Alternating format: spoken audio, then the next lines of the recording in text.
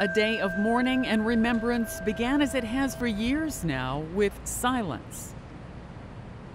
It's the 9th anniversary of the September 11th attacks.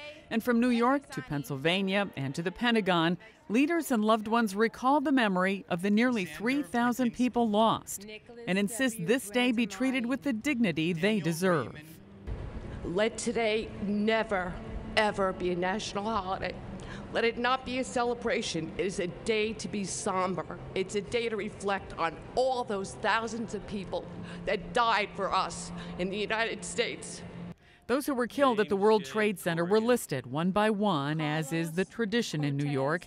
The names read by family members and by those building the memorial to the fallen. Dolores Marie Costa. Later, the president laid a wreath at the Pentagon, recalling what he called that awful morning and the, quote, sorry band of men who led the attack.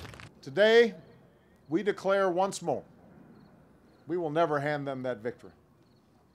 As Americans, we will keep alive the virtues and values that make us who we are and who we must always be.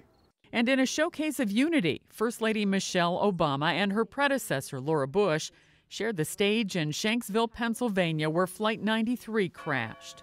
On this day, Americans have no division.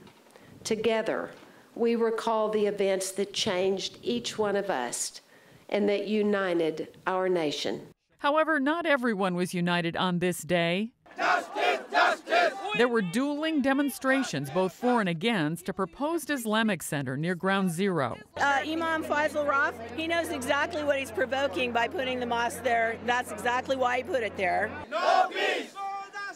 No peace! For all the rhetoric, though, there were no reports of any serious clashes between the two. Sandy Kozel, The Associated Press.